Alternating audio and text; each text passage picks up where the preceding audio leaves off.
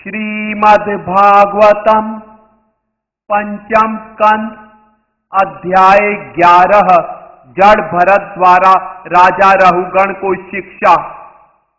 ब्राह्मण जड़ भरत ने कहा, हे राजन, यद्यपि तुम थोड़ा भी अनुभवी नहीं हो तो भी तुम अत्यंत अनुभवी व्यक्ति के समान बोलने का प्रयत्न कर रहे हो। अतः तुम्हें अनुभवी व्यक्ति नहीं माना जा सकता। अनुभवी व्यक्ति कभी भी तुम्हारे समान स्वामी तथा सेवक अथवा भौतिक सुखों और दुखों के संबंध में इस प्रकार से नहीं बोलता। ये तो मात्र बाह्य कार्य है। कोई भी महान अनुभवी व्यक्ति परम सत्य को जानते हुए इस प्रकार बातें नहीं करता। हे राजन, स्वामी तथा सेवक, राजा तथा प्रजा इत्यादि के प्रसंग तो भौतिक विषय हैं।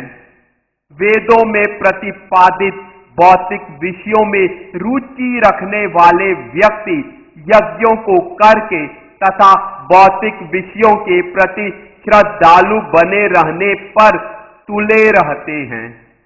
ऐसे लोगों को कभी आत्म तत्व प्रकट नहीं हो पाता।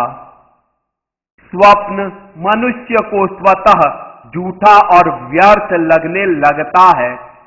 इसी प्रकार उसे इस लोक में अथवा स्वर्ग में, इसी जीवन में अथवा अगले जन्म में भौतिक सुख की कामना तुच्छ प्रतीत होने लगती है।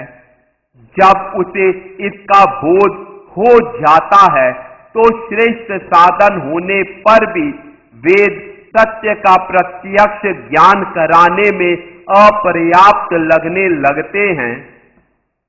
जब तक जीवात्मा का मन 3 गुणों सतो, रजो तथा तमो गुणों से दूषित रहता है, तब तक वह स्वच्छंद अनियंत्रित हाथी के समान रहता है।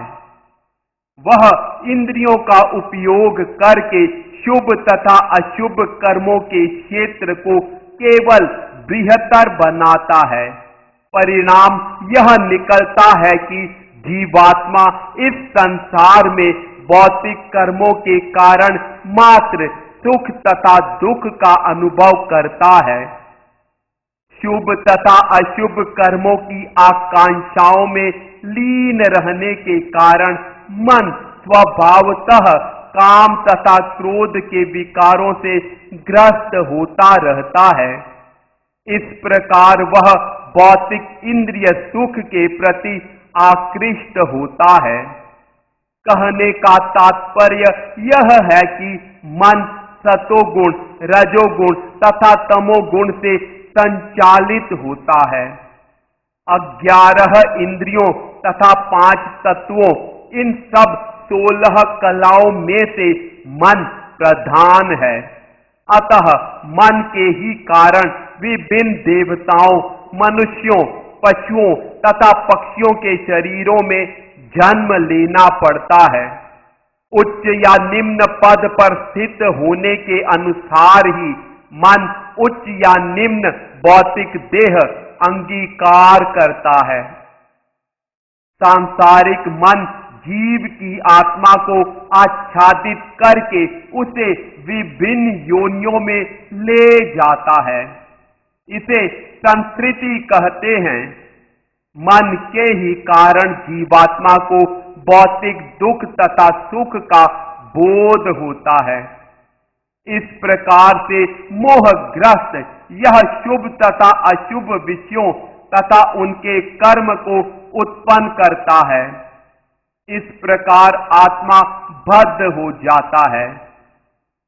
मन जीवात्मा को इस संसार में विभिन्न योनियों में फिराता रहता है, जिससे जीवात्मा को मनुष्यों, देवताओं, स्थूल कृष मनुष्यों इत्यादि विविध रूपों का लौकिक अनुभव होता है। विद्वानों का कथन है कि देह का रूपायन बंधन तथा मुक्ति का कारण मन ही है। जब जीवात्मा का मन सांसारिक इंद्रिय तृप्ति में लीन हो जाता है तो जीवन बंधन तथा सांसारिक कष्ट प्राप्त होते हैं, किंतु जब वह उनसे अनासक्त हो जाता है तो वही मुक्ति का कारण बनता है। जब दीपक की बत्ती से ठीक ठीक लौ नहीं उठती तो दीपक पर कालिक लग जाती है, किंतु घी से भरा होने पर यह ठीक से जलता है और तीव्र प्रकाश निकलता है। इसी प्रकार जब मन इंद्रिय तृप्ति में संलग्न रहता है तो इससे कष्ट प्राप्त होते हैं, और जब यह उनसे विरक्त हो जाता है तो कृष्ण भावना अमृत का आदि प्रकाश निकलने लगता है। 5 कर्मेंद्रियां हैं तथा 5 ज्ञानेंद्रियां, इनके साथ ही अहंकार भी है। इस प्रकार मन की 11 प्रकार की वृत्तियां हैं। हे वीर, इंद्रियों के विषय यथा शब्द और स्पर्श, कायिक कर्म यथा मल त्याग तथा विभिन्न प्रकार के देह, समाज, मैत्री तथा व्यक्तित्व, इन सबको पंडित लोग मन के कार्य के अंतर्गत मानते हैं। शब्द, स्पर्श, रूप, स्वाद, रस तथा गंध, ये 5 ज्ञानेंद्रियों के व्यापार हैं। भाषण, स्पर्श, संचलन, मल त्याग तथा संभोग, ये कर्मेंद्रियों के कार्य हैं। इसके अतिरिक्त एक अन्य धारणा है जिसके अंतर्गत मनुष्य सोचता है कि यह मेरा शरीर है, यह मेरा समाज है, यह मेरा परिवार है, यह मेरा राष्ट्र है। यह 11वां व्यापार मन का है और मिथ्या अहंकार कहलाता है। कुछ दार्शनिकों के अनुसार यह 12वां व्यापार है और इसका कार्य क्षेत्र शरीर है। भौतिक तत्व, द्रव्य या विषय, प्रकृति, स्वभाव, मूल कारण, संस्कार, भाग्य तथा समय, काल, ये सब भौतिक कारण हैं। इन भौतिक कारणों से विक्षुब्ध होकर 11 वृत्तियां पहले सैकड़ों, फिर हजारों और तब करोड़ों भेदों में रूपांतरित हो जाती हैं, किंतु ये सभी भेद स्वतः परस्पर मिश्रण के द्वारा गठित नहीं होते, वरना वे श्री भगवान के आदेशानुसार होते हैं।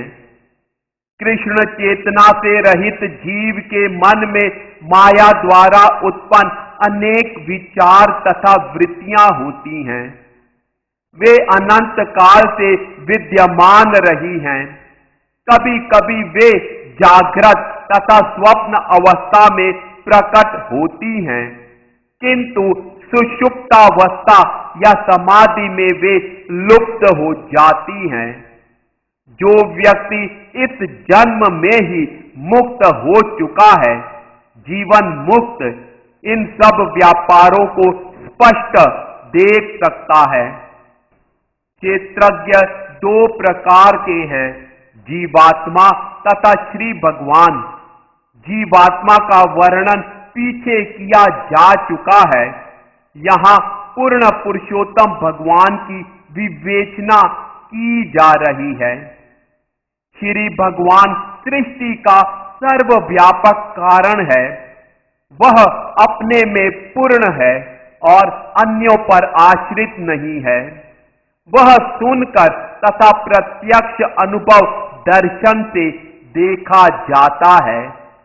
वह आत्म तेजस्वी है और उसे जन्म, मृत्यु, जरा अथवा व्याधि कुछ भी नहीं सताते। वह ब्रह्मादि समस्त देवताओं का नियंता है। उसका नाम नारायण है और वह संसार के प्रलय के पश्चात समस्त जीवात्माओं का आश्रय है। वह परम ऐश्वर्यवान है और समस्त भौतिक वस्तुओं का आश्रय है। अतः वह वासुदेव अर्थात पूर्ण पुरुषोत्तम भगवान के नाम से जाना जाता है।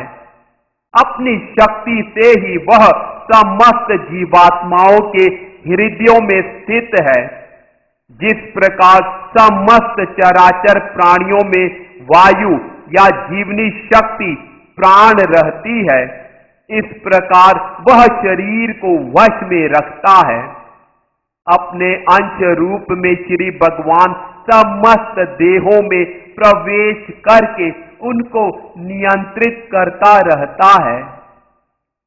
हे राजा रहुगण, जब तक बद्ध आत्मा भौतिक देह को स्वीकार करता है और भौतिक सुख के कलमश से मुक्त नहीं हो जाता तथा जब तक अपने छह शत्रुओं को जीतकर आत्मज्ञान को जागृत करके आत्म साक्षात्कार के पद को प्राप्त नहीं हो जाता, तब तक उसे इस जगत में विभिन्न स्थानों तथा नाना योनियों में घूमना पड़ता है। इस संसार में आत्मा की उपाधि यह मन समस्त दुखों का मूल है। जब तक बद्ध जीवात्मा इस तथ्य को नहीं जानता, तब तक उसे देह की दयनीय दशा को स्वीकार करके इस ब्रह्मांड में विभिन्न योनियों में घूमना पड़ता है। क्योंकि यह मन रोग, शोक, मोह, राग, लोभ तथा वैर से ग्रस्त रहता है। इस कारण से इस भौतिक संसार में बंधन तथा झूठी ममता उत्पन्न होती है। यह अनियंत्रित मन जीवात्मा का सबसे बड़ा शत्रु है। यदि इसकी उपेक्षा की जाती है या इसे अवसर प्रदान किया जाता है, तो यह प्रबल से प्रबलतर होकर विजयी बन सकता है। यद्यपि यह यथार्थ नहीं है, किंतु यह अत्यधिक प्रबल होता है। यह आत्मा की स्वाभाविक स्थिति को आच्छादित कर देता है। हे राजन, इस मन को गुरु के चरणार विंद तथा भगवान की सेवा रूपी अस्त्र से जीतने का प्रयत्न कीजिए। इसे अत्यंत सतर्कता से करें। इस प्रकार श्रीमद् भागवत के पंचम स्कंद के अंतर्गत जड़ भरत द्वारा राजा रहुगण को शिक्षा नामक 11वें अध्याय के भक्ति वेदांत तात्पर्य पूर्ण हुए।